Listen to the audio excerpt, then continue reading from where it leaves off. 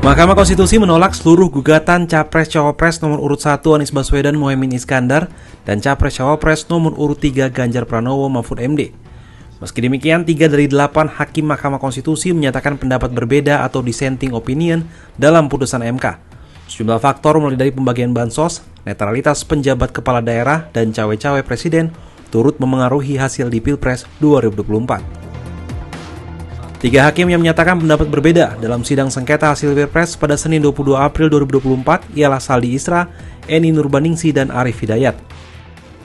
Dalam pendapat berbeda atau dissenting opinionnya, Hakim Konstitusi Saldi Isra menyoroti fakta persidangan, pemberian atau penyaluran bansos yang lebih masif dibandingkan dalam rentang waktu yang berdekatan atau berimpitan dengan pemilu. Fakta persidangan perihal pemberian atau penyaluran bansos atau sebutan lainnya yang lebih masif dibagikan pada rentang waktu yang berdekatan atau berimpitan dengan pemilu. Praktek demikian merupakan salah satu pola yang jamak terjadi untuk mendapatkan keuntungan dalam pemilu. Keterlibatan beberapa menteri aktif yang menjadi tim kampanye dalam membagi bansos terasosiasi dengan jabatan presiden secara langsung maupun tidak langsung sebagai pemberi bansos memunculkan atau setidaknya berpotensi atas adanya konflik kepentingan dengan pasangan calon. Sementara itu, Hakim Konstitusi Eni Nurbaningsi mengungkapkan terdapat persoalan terkait pelanggaran netralitas aparat negara dalam pemilu.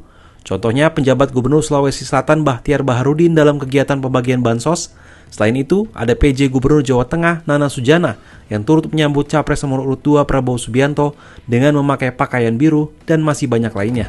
Bawaslu secara formal telah melakukan tindakan pencegahan dengan surat Ketua Bawaslu nomor 779 dan seterusnya 2023 dan surat Ketua Bawaslu nomor 810 dan seterusnya 2023 bertanggal 12 November 2023. Surat tersebut pada pokoknya berisi himbauan netralitas pegawai ASN, kampanye oleh pejabat dan seterusnya. Persoalannya adalah bagaimana jika surat Bawaslu tersebut diabaikan dalam penyelenggaraan pemilu presiden dan wakil presiden 2024 sebagaimana yang terjadi di beberapa daerah. Dalam pendapat berbedanya, Hakim Konstitusi Arief Hidayat menyatakan apa yang dilakukan pemerintah Presiden Jokowi dengan segenap struktur politik, kementerian dan lembaga dari tingkat pusat hingga level daerah telah bertindak partisan dan memihak calon pasangan tertentu. Pemilihan presiden dan wakil presiden tahun 2024 terjadi hiruk pikuk dan kegaduhan yang disebabkan secara terang-terangan. Presiden dan aparaturnya bersifat tidak netral, bahkan mendukung pasangan calon presiden tertentu.